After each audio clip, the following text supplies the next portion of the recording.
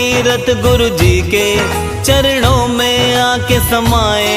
प्रभु जग में खुद से भी ऊंचा गुरु का स्थान बताए। ये गुरुवर तो दया के सागर है, इनसे ही जीवन है।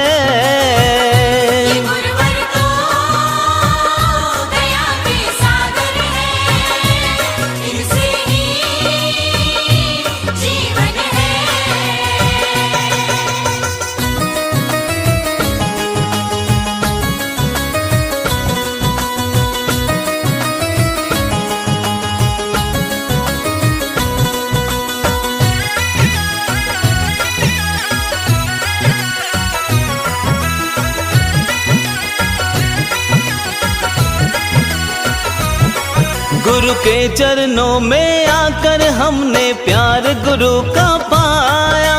नैया जब जब डोली मेरे गुरु जी ने पार लगाया।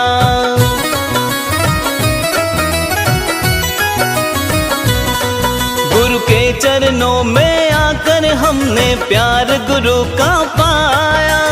नैया जब जब डोली